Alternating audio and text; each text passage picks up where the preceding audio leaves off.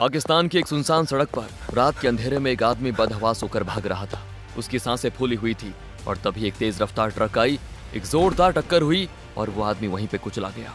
Steering wheel पे हाथ किसी कठोर क्रिमिनल के नहीं बल्कि एक नाजुक सी लड़की के थे और जिसे उसने मारा वो कोई दुश्मन सिपाही नहीं बल्कि उसी के ससुराल का वफादार नौकर था।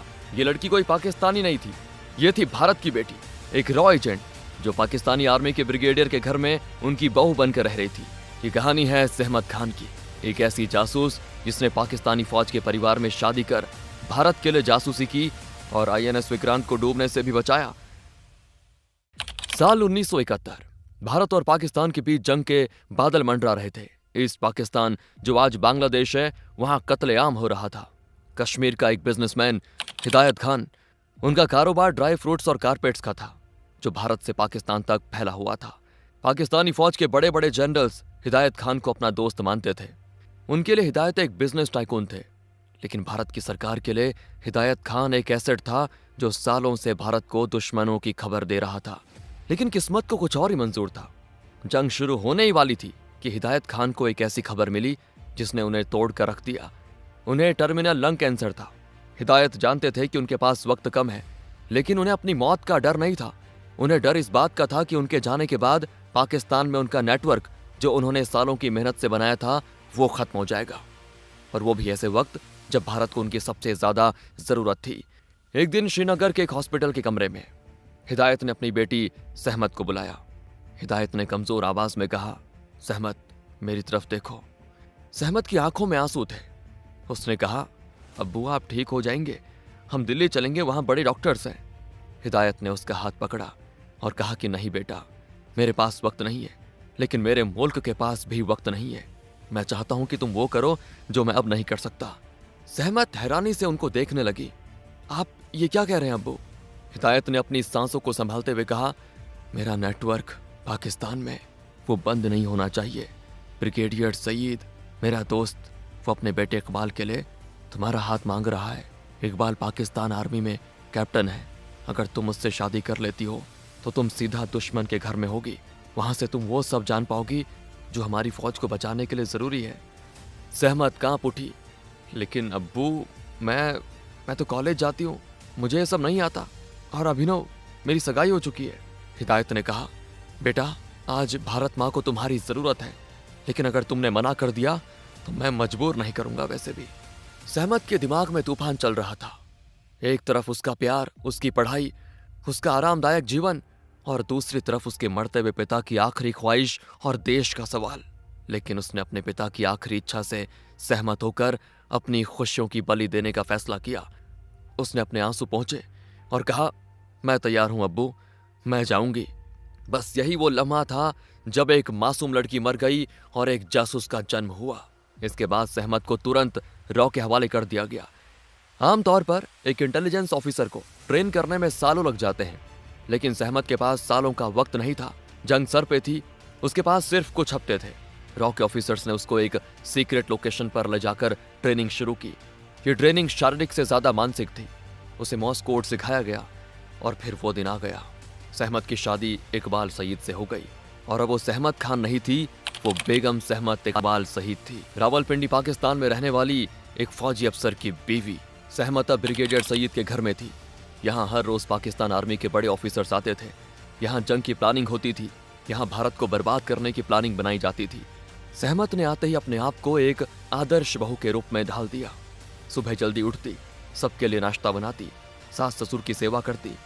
इकबाल उसका पति एक शरीफ आदमी था। वो सहमत से प्यार करने लगा था, उसकी परवाह करता था। सहमत ने अपने कमरे में हाई फ्रीक्वेंसी रेडियो ट्रांसमीटर छुपा के रखा हुआ था, लेकिन सिर्फ रेडियो होना काफी नहीं था। रेडियो वेव्स को ट्रैवल करने के लिए एंटीना चाहिए होता है। सहमत बाथरूम में छुपके से एक कॉपर वायर खिड़की से बाहर निकालती थी और उसे एंटीना की तरह इस्तेमाल करती थी। वो बाथरूम में जाकर ट्रांसमीटर का यूज करती और मॉर्स कोड के जरिए खबर भारत तक पहुंचाती। मॉर्स कोड में हर लेटर के लिए एक साउंड होती थी, छोटी बीप और लंबी बीप। सहमत एक टैपिंग की का इस्तेमाल करती थी। सहमत की पहुंच सिर्फ ब्रिगेडियर सईद तक सीमित नहीं थी। वो जनरल याह्या खान, जो उस वक्त पाकिस्तान के प्रेसिडेंट और चीफ मार्शल लॉ एडमिनिस्ट्रेटर थे, उनके पोते पोतियों को पढ़ाने भी जाती थी। सहमत छोटी छोटी बातें नोट करती, कौन सी बटालियन कहाँ जा रही है ऑफिसर्स की छुट्टियां क्यों कैंसिल हो रही हैं, रावलपिंडी में इतनी हलचल क्यों है, वो हर एक खबर रॉ तक भेज रही थी। उसके भेजे गए कोर्ट्स ने भारत को बताया कि पाकिस्तान वेस्ट में नहीं, ईस्ट में कुछ बड़ा प्लान कर रहा है। नवंबर 1971, जंग बस शुरू होने वाली थी। ब्रिगेडियर सईद और इकबाल अक्सर देर रात तक मैप्स और फाइल्स के साथ बिजी रहते थे। एक रात सहमत ने मौका पाकर ब्रिगेडियर के स्टडी रूम में कदम रखा। वहां टेबल पर कुछ टॉप सीक्रेट फाइल्स पड़ी थी। उसने जल्दी जल्दी फाइल खोली। उसमें जो लिखा था ना, उसे पढ़कर सहमत के पैरों तले जमीन खिसक गई। फाइल में पाकिस्तान नेवी के सबमरीन गाजी का जिक्र था और उसके निशाने पर था INS विक्रांत। प्लान बिल्कुल साफ था।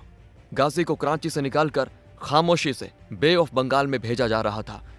उसका मकसद था विशाखापट्टनम पोर्ट के बाहर माइंस बिछाना और विक्रांत का इंतजार करना। जैसे ही विक्रांत पोर्ट से बाहर निकलेगा, वो तबाह हो जाएगा। अगर विक्रांत डूब जाता तो ईस्ट पाकिस्तान को घेरने का भारत का प्लान फेल हो जाता। सहमत जानती थी कि यह खबर तुरंत भारत पहुंचनी चाहिए। उसने वो कोऑर्डिनेट्स, वो डेट्स और गाजी का पूरा रूट याद कर लिया और ट्रांसमीटर से मैसेज भारत भेजा। उधर भारत में रॉ और इंडियन नेवी के ऑफिसर्स के होश उड़ गए ये सुनकर। उन्हें शक तो था कि पाकिस्तान कुछ करेगा, लेकिन इतनी स्पेसिफिक जानकारी मिलना किसी चमत्कार से कम नहीं था। सहमत की इंफॉर्मेशन की वजह से इंडियन नेवी ने एक मास्टर स्ट्रोक खेला। एक बहुत बड़ा डिकॉय प्लान किया गया। नेवी ने INS विक्रांत को विशाखापट्टनम से हटाकर अंडमान एंड निकोबार आइलैंड्स में छुपा दिया, जो गाजी की रेंज से दूर था।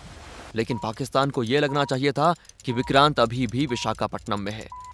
इसीलिए नेवी ने विशाखापट्टनम पोर्ट से ढेर सारे रेडियो सिग्नल्स भेजने शुरू किए, जैसे कि विक्रांत वहीं हो। यहां तक कि वहां के लोकल मार्केट्स में हजारों अंडे और मीट का ऑर्डर दिया गया, ताकि वहां के पाकिस्तानी जासूसों को लगे कि इतने बड़े क्रू के लिए खाना जा रहा है, मतलब जहाज वहीं है। गाजी इस जाल में फंस गई। वो विशाखापट्टनम पहुंची, शिकार का इंतजार करती रही, लेकिन शिकार वहां था ही नहीं। 3 दिसंबर 1971 रात के करीब 12 बज रहे थे। ऊपर सतह पर INS राजपूत, एक पुराना डिस्ट्रॉयर जहाज, हार्बर से बाहर निकल रहा था। इसके कैप्टन थे lieutenant commander Inder Singh. Captain Inder Singh को पानी में कुछ हलचल महसूस हुई। सोनार पर एक भारी ऑब्जेक्ट डिटेक्ट हुआ। कैप्टन ने तुरंत ऑर्डर दिया, drop depth charges. Depth charges वो बॉम्ब होते हैं जो पानी में गिरने के बाद एक फिक्स्ड डेप्थ पे जाकर फट जाते हैं। INS राजपूत ने 2 डेप्थ चार्जेस फेंके और तेजी से आगे बढ़ गया। कुछ ही सेकंड्स के बाद एक भयंकर धमाका हुआ। पानी की एक ऊंची दीवार खड़ी हो गई, लेकिन यह धमाका डेप्थ चार्ज का नहीं था, ये उससे कई ज्यादा बड़ा था। डेप्थ चार्जेस गाजी के करीब फटे और इस शॉकवेव से गाजी के अंदर रखे हुए टॉर्पीडोज और माइंस ट्रिगर हो गए और एक बहुत बड़ा इंटरनल एक्सप्लोजन हुआ। गाजी का खेल खत्म हो चुका था। उसके 93 क्रू मेंबर्स में कोई नहीं बचा। पाकिस्तान तो आज तक मानने को तैयार नहीं है कि उनकी सबमरीन को किसी ने मारा। उनका कहना है कि गाजी अपने ही बिछाए हुए माइंस के जाल में फंस गई। गाजी के डूबते ही बे ऑफ बंगाल पर भारत का राज हो गया। INS विक्रांत, जो अभी तक छुपा हुआ था, वो बाहर निकला और उसने ईस्ट पाकिस्तान को चारों तरफ से घेर लिया। अगर सहमत ने वक्त रहते खबर नहीं दी होती तो उस रात शायद विक्रांत पर हमला होता और 1971 की जंग का अंजाम कुछ और होता। ब्रिगेडियर सईद के घर में एक पुराना नौकर था, अब्दुल। वो सालों से सईद परिवार की सेवा कर रहा था। वो वफादार था और उसकी नजरें बाज की तरह तेज थी। उसे सहमत पे शक होने लगा था। उसने नोटिस किया, सहमत अक्सर अकेले में कुछ करती है, कमरा बंद रखती है। एक शाम जब घर में कोई नहीं था, सहमत अपने कमरे में नहीं थी। अब्दुल ने बाथरूम का दरवाजा खोला और वहां टाइल्स के पीछे छुपा हुआ वो तारों का जाल और वो ट्रांसमीटर देख लिया। अब्दुल समझ गया, ये बहू बेगम नहीं, ये तो हिंदुस्तान की जासूस है। वो तेजी से घर से बाहर निकला और ब्रिगेडियर के ऑफिस की तरफ पैदल ही भाग पड़ा। ऊपर खिड़की से सहमत ने अब्दुल को भागते हुए देख लिया था। सहमत को याद आया कि उसने ट्रांसमीटर बाथरूम में ही छोड़ दिया था। उसे तुरंत समझ आ गया कि अब्दुल को सब पता चल चुका है। सहमत ने पोर्च में खड़ी फौजी ट्रक देखी। बिना वक्त गवाए वो उसमें बैठ गई, इंजन स्टार्ट किया और सीधा अब्दुल की तरफ दौड़ा दी, जो रोड पर भाग रहा था। सहमत ने उसे ट्रक से कुचल दिया। अब्दुल मर चुका था। सहमत वापस अपने कमरे में गई। बाथरूम में शावर के नीचे घंटों बैठी रही। जासूसी की दुनिया में इसे कोलेटरल डैमेज कहते हैं, लेकिन सहमत के लिए ये मर्डर था। लेकिन मुसीबत अभी खत्म नहीं हुई थी। इकबाल का बड़ा भाई मेजर महबूब जो मिलिट्री इंटेलिजेंस में था, उसे अब्दुल की मौत पे शक हो गया। अब्दुल की मौत को सभी ने एक्सीडेंट मान लिया था, लेकिन मेजर महबूब नहीं माना। वो इन्वेस्टिगेट करने लगा, कड़ियां जोड़ने लगा। धीरे धीरे वो सच के करीब पहुंच रहा था। सहमत को एहसास हो गया था कि महबूब सब जान जाएगा। अब सहमत के पास कोई चारा नहीं बचा था। एक दोपहर जब महबूब अकेला था, वो चाय पी रहा था, सहमत ने अपना आखिरी दांव खेला। उसने महबूब की चाय में एक खतरनाक जहर राइसिन मिला दिया। ये ऐसा जहर था जो हार्ट अटैक जैसा असर करता है, ताकि किसी को कोई शक न हो। महबूब ने जैसे ही वो पिया, उसका दम घुटने लगा। वो अपने गले को पकड़कर तड़पने लगा और सहमत वहीं खड़ी थी। महबूब की आंखें सहमत को देख रही थी, हैरानी और धोखे के साथ। महबूब भी मर चुका था। डॉक्टर्स ने इसको हार्ट अटैक बताया। दिसंबर का महीना खत्म हो रहा था, जंग अपने आखिरी दौर में थी और सहमत प्रेग्नेंट थी। वो इकबाल के बच्चे की मां बनने वाली थी। ये खबर किसी भी औरत के लिए खुशी की बात होती, लेकिन सहमत के लिए ये एक नई उलझन थी। वो दुश्मन के बच्चे को अपनी कोख में पाल रही थी। रॉ को खबर मिल गई कि सहमत का कबर अब किसी भी वक्त ब्लो हो सकता है। महबूब की मौत के बाद शक की सुई घूम रही थी। उसे वहां से निकालना जरूरी था। सहमत का एक्सट्रैक्शन प्लान बनाया गया। एक सुबह सहमत ने हमेशा के लिए सईद परिवार का घर छोड़ दिया।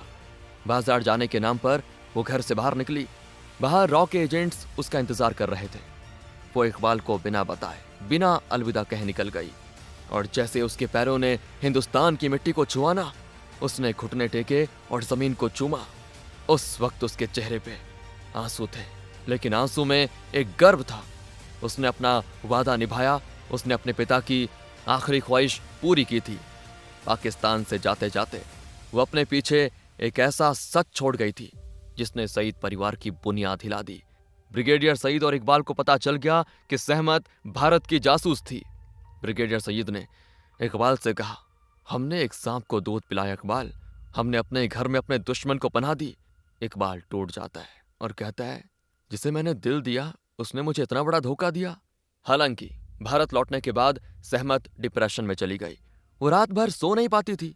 अब्दुल का चेहरा, महबूब की मौत और इकबाल का धोखा खाया हुआ चेहरा उसे सोने नहीं देता था। उसके पिता की मौत हो चुकी थी। वो अब अकेली थी। उसके पास करोड़ों की दौलत थी, लेकिन उसने सब कुछ ठुकरा दिया। सहमत ने फैसला किया कि वो अपनी बाकी जिंदगी प्रायश्चित में बिताएगी। वो पंजाब के मलेरकोटला चली गई। मलेरकोटला वो जगह थी जहां अब्दुल का परिवार रहता था। वहां रहकर उसने अपनी पहचान छुपा ली। किसी को नहीं पता था कि यह साधारण सी दिखने वाली औरत जो रोज गरीब बच्चों को पढ़ाती है, असल में भारत की सबसे बड़ी जासूस है। लेकिन कहानी यहाँ पे खत्म नहीं होती। सहमत की कोख में बच्चा था। उसका पुराना प्रेमी अभिनव अभी भी उसका इंतजार कर रहा था। अभिनव ने उसे अपनाया, उसके हालात को समझा, लेकिन सहमत ने शादी करने से मना कर दिया। सहमत ने बच्चे को जन्म दिया और उस बच्चे का नाम रखा गया समर खान। बड़ा होकर समर खान ने इंडियन आर्मी ज्वाइन की। समर ने सालों तक इंडियन आर्मी में सेवा दी और बाद में प्रीमेच्योर रिटायरमेंट लेकर अपनी मां के पास मलेरकोटला आ गया। इस कहानी का पता दुनिया को शायद कभी नहीं चलता अगर 1999 की कारगिल जंग के दौरान हरिंदर सिक्का की मुलाकात समर से ना होती। सिक्का उस वक्त इंटेलिजेंस फेलियर से गुस्से में थे और किसी को गद्दार कह रहे थे। तब समर ने उन्हें रोका और कहा, हर कोई गद्दार नहीं होता साहब, मेरी मां नहीं थी। वहां से कॉलिंग सहमत बुक की नींव पड़ी। हरिंदर सिक्का ने 8 साल लगाए सहमत को ढूंढने में और ये बुक लिखी। जब वो सहमत से मिले तो उन्होंने देखा कि वो अभी भी अंधेरे में रहना पसंद करती है। उन्होंने सिक्का से कहा, मेरा नाम मत लिखना, मेरी पहचान मत बताना, मैं नहीं चाहती कि मेरी वजह से मेरे परिवार पे कोई खतरा है। सहमत खान का असल नाम सहमत नहीं कुछ और था। अप्रैल 2018 में सहमत खान इस दुनिया को छोड़कर चली गई। उन्होंने कभी कोई इंटरव्यू नहीं दिया, कभी कोई अवार्ड नहीं लिया, कभी कैमरे के सामने आकर ये नहीं कहा कि देखो मैंने INS विक्रांत को बचाया था। वो आई, उसने अपना फर्ज निभाया और अंधेरे में वापस लौट गई। दोस्तों, अगर आपको वीडियो पसंद आई हो लाइक जरूर करें। इस तरह की इंटरेस्टिंग वीडियोस देखना चाहते हैं तो चैनल को सब्सक्राइब करना ना भूलें। मिलते हैं अगली वीडियो में, तब तक के लिए जय हिंद, जय भारत।